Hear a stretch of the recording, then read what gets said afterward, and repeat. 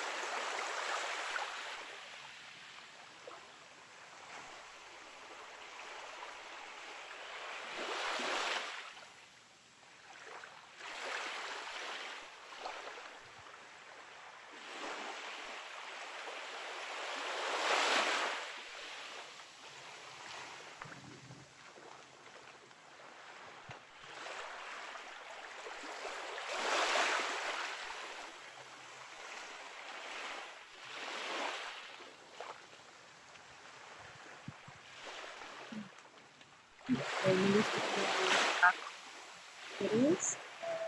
So we call it Vieja in the Canary Islands, which is kind of funny because it stands for old lady.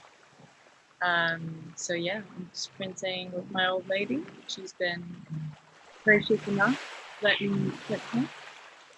And your camera was asking, why do you choose this?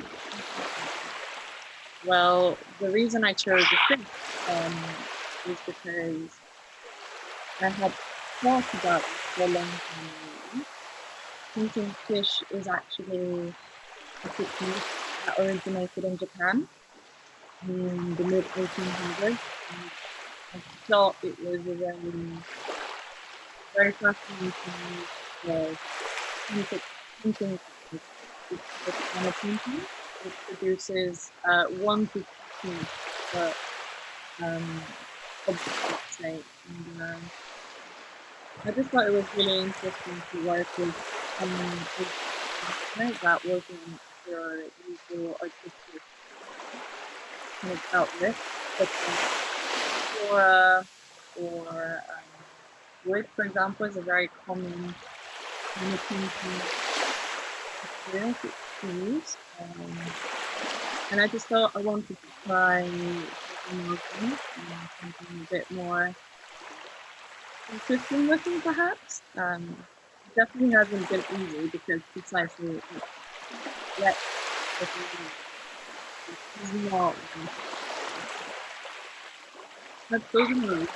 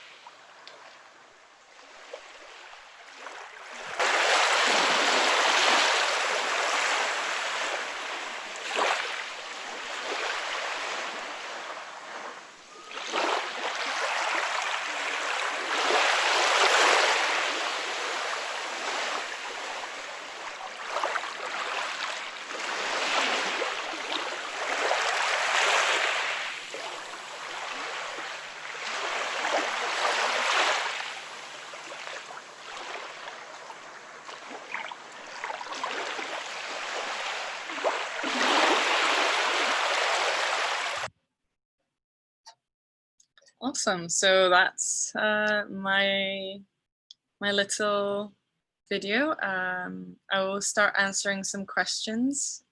I'm sorry I couldn't really read them while I was showing the video, but I'm really excited to see what you have to say, guys, and just get some answers. Amazing. Okay, let's see.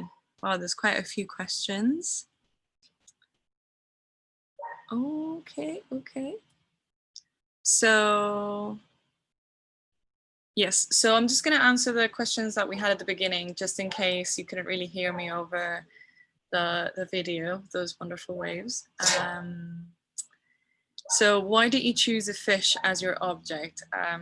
The reason I chose a fish to print with is because this technique is part of the monoprint family.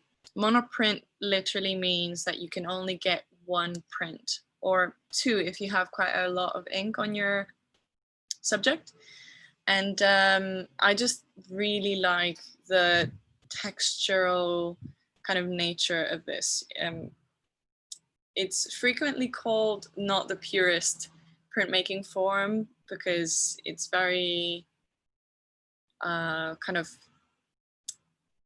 you know, as you go, you kind of improvise a little bit and there's not as much registration going on, but I think it's very, very wonderful and a very organic way of just interacting with the texture that surrounds us. And fish are, I think, a little bit more interesting than flora. We usually use a lot of flowers or leaves or, you know, wood tiles in printmaking. And I think it's a very accessible and kind of common object that you'd think about quite easily. And I wanted to make my life a little bit hard. And I thought, why not? Also, I didn't come up with this technique. It's a technique that came up in the 1800s, mid 1800s in Japan.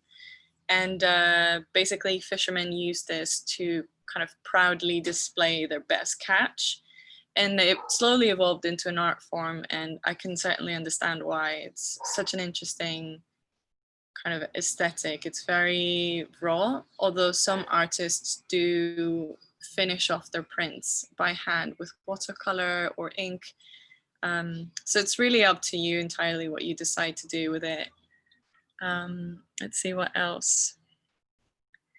What would you say was the hardest part about using a fish during the printing process? Well, the fish is wet. And normally I would have used oil-based ink, printmaking ink. But because of quarantine, I have been printing from home for a very long time. And there is a really amazing brand called Caligo Safe Wash inks, and they're water-based.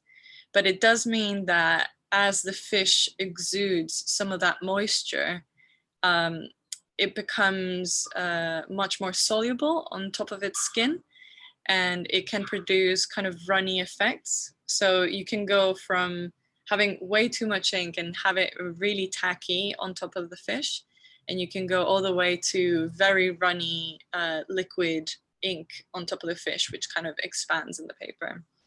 I think that, and having to film myself while printing was definitely the hardest part. It's not very easy.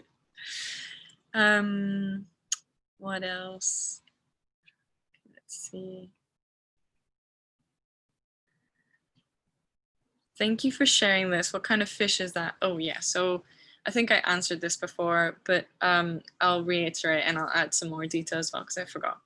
So this is called a vieja. Vieja stands for old lady in Spanish, and it's one of our favorite fishes in the Canary Islands. I'm currently in Tenerife, my home motherland, and it's a type of parrotfish. So it doesn't only live in the Canary Islands; it also lives in Asia and in the Caribbean. So this is just a particular type of fish that lives in Tenerife, but it's not exclusive to us.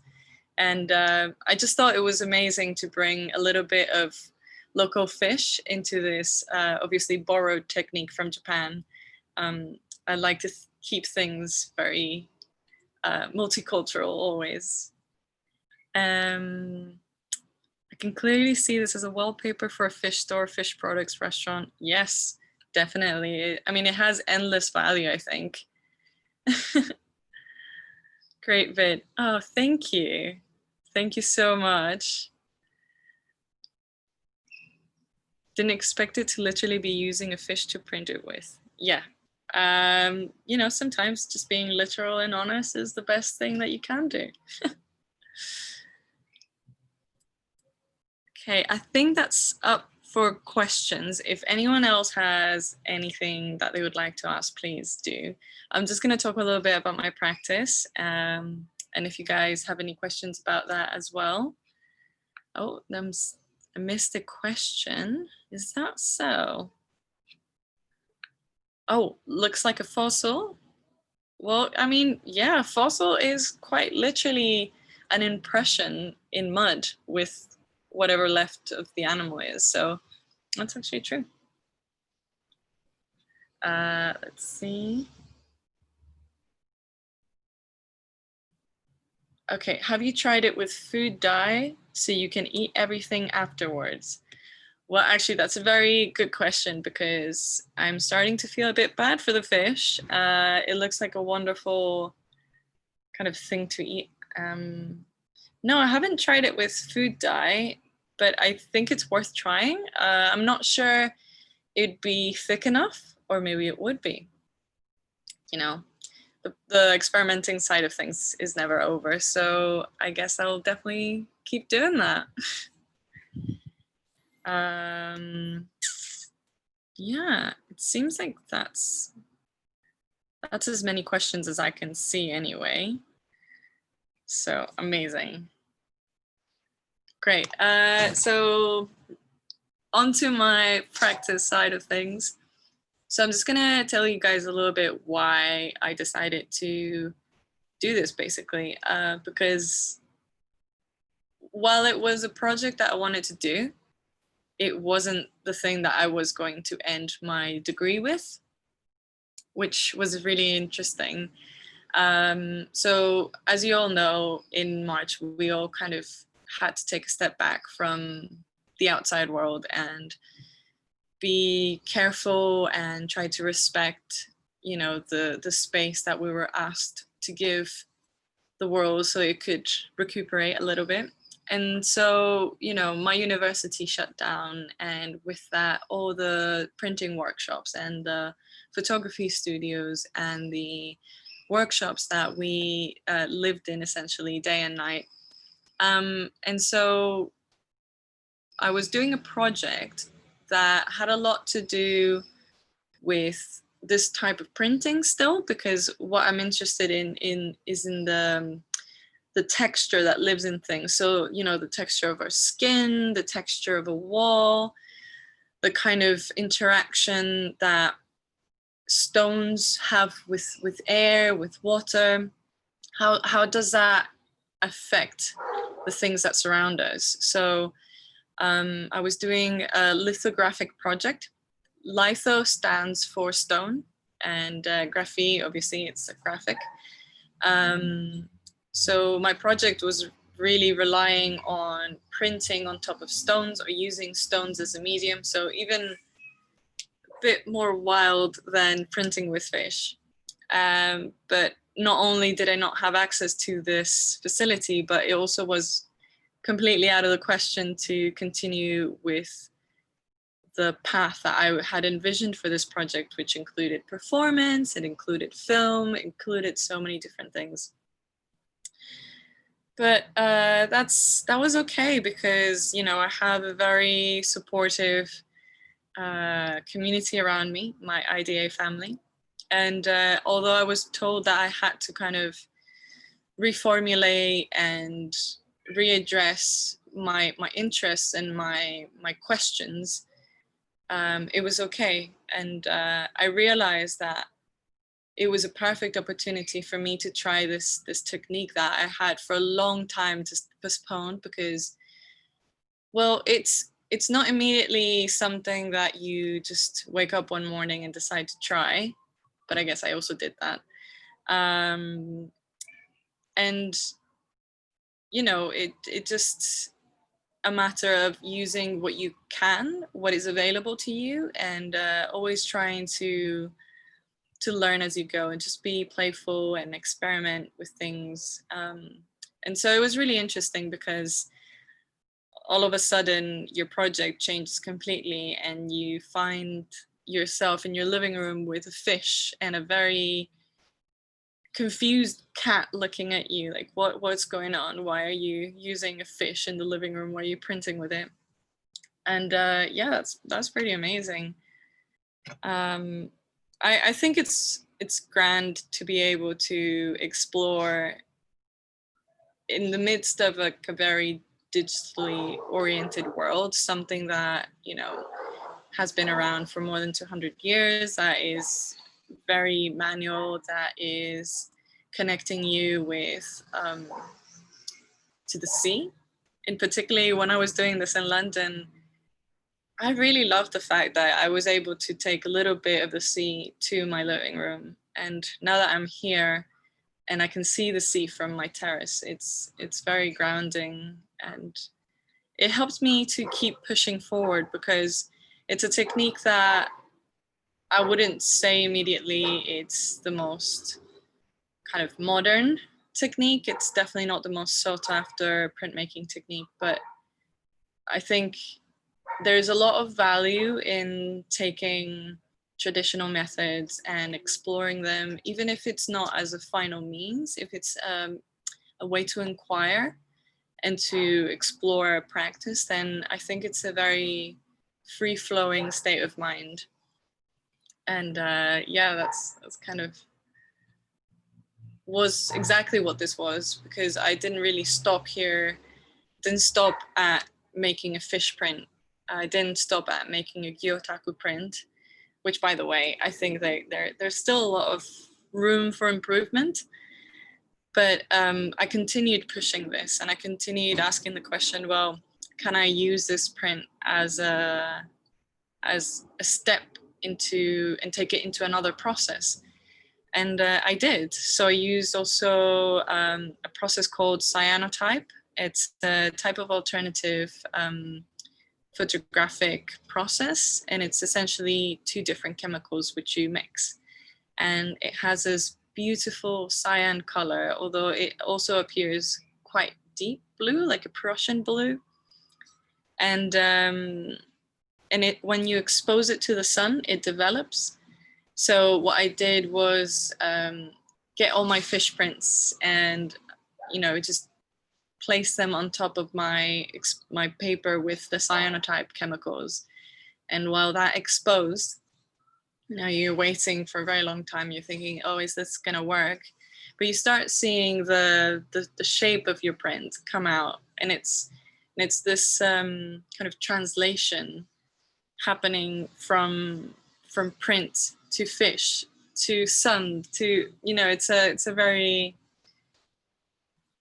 nice thing. And I'm not sure that I would have immediately pursued that path if I would have had freedom to roam and freedom of access to the facility. So, you know, that's my one upside of being confined in my living room and being separated from all my classmates and my peers. It's definitely a space of meditative practice, I think. And it was quite nice. Print and eat is the new thing. All right, Joel Karamath. Yeah, I don't know. I think it's a very fulfilling thing. Printmaking for me has offered a kind of in between practices, because my practice at the moment is kind of looking towards research, looking at I don't know, how to interact with the digital world, curation, and sometimes I need like a step back from that so that I can ground myself. And there's nothing more grounding than printmaking, I feel. And that's not to say that it's traditional, because printmaking can be very, very crazy and very, very out there. And I definitely think that in the future I will continue to explore that. But yeah, I don't know. If you guys have any more questions, do let me know. I'm not sure how long I can keep talking. Have you tried different kinds of fish for the printing? Well, Yes, I tried a sea bream. So that's when I was in London, and it's very regal looking fish, but also quite common. I haven't really done much more different fishes in this. I would love to try to print with an octopus, but I also think that, you know, an octopus is really slippery. It's naturally really slimy. So I wonder how that will work. I think I would love if I could, you know, go to a printing studio in Japan, and even if I can't really practice, I would love to just witness how they work. And I know also of a few gyotaku artists in Hawaii. That would be amazing. I would love to be able to travel to these studios and see how they work, and you know, because gyotaku is like a kind of printing that you take on and you do it for a very, very long time. It seems it's like a passion. Um, do you want to try using anything else for unique printing? Well, yeah. I mean, the thing is that there's no real limit to what you can use to print. Um, I'd say that you have to kind of adapt to what it is you're printing. So obviously, a fish is about this thick, and um, you have to really consider, what are you printing? Are you printing just one side? Are you going to go around it? If you want just plain 2D images, then you have to consider that, whether you're doing several sides and so on. So, I mean, there's no limit to what you can use, as long as you're able to ink it and, you know, clean it afterwards, because some people don't take kindly of you rubbing ink on them or their walls. So, what else? Can you tell us about your other print plans? Oh yeah. Well, I think I did a little bit about that, but one of my plans for the, I guess I can't really call it the autumn term because I'm not a student anymore. I've graduated finally. But in October, I wish that we have access again to college so that we can get back and stuck into printmaking. I would like to continue with my litho project. So my plan is to mix performance with printmaking, hence the interaction side of my degree. I'm very curious to see how I can explore the intersection between the two. So what I want to do is kind of set these huge stones. They're about this big, in a kind of grid, and essentially once you prepare the stones, the porosity of the material, it's a type of limestone from Germany. Once that's prepared, even, you know, the slightest kind of trace of grease on your hand can leave a mark. So what I would like to try is see whether if you can get a full body print out of kind of performing over them, or simply just getting a flat print. If you can't really think what it is I'm talking about, can't really imagine it, picture maybe one of the body prints made by Anthony Gormley, or even an Yves Klein kind of body print. And that's kind of what, yeah, that's kind of what I'm thinking. And that's the kind of printmaking element to it. But there's also the filmmaking possibility to that. So I think that's another area that I'm really keen in exploring, which is, you know, curating this kind of shoot so that I can direct, I can do the art direction as well. I definitely need to find a performer to work with me. I think this is the time where you know, you gotta have to start working with people and be unafraid to ask, hey, okay, I have this project, would you be able to kind of do this part. I feel that that's something that I crave in my practice, which is to work with people and to let myself be supported by people, because I already adore doing that for other people, but it's always a bit harder when it's you asking. You're kind of asking yourself, what am I offering? And I think, you know, just you should just enter projects with kindness and a lot of honesty and enthusiasm. And I think people will follow. Yeah, I don't see why not. So yeah, that's in a nutshell, no pun intended, what I would like to be doing in the future with my printmaking. Obviously, that's just a part of it, but there's just so much to do, so little time. And I guess we all just have to get used to doing this, but with our masks, don't we? Yeah, that's my bit. I don't know if anyone else has any comments or any questions I would like to share, but it's been an absolute pleasure for me to talk to you guys. It almost feels like having you here in my terrace with me. It's such a strange feeling after focusing on my screen for, you know, more than 3 months in a row and thinking nobody's ever going to see this, nobody's ever going to be able to interact with it or talk to me. And I definitely have a sense that you've been there for it, I've been here for it, we've had a lovely conversation, and yeah, thank you so much. Really appreciate that. Okay. All right, guys. I think that this is the end of it. And I'm gonna go dip in the sea after this, just reconnect some more. Lots of things in the sea produce pigment. You could try printing that. Ooh, Joel Karamath. That is an interesting question. Comment? Sea produce pigments. Well, I'll have to see what it is that you're thinking about with the sea produce pigment.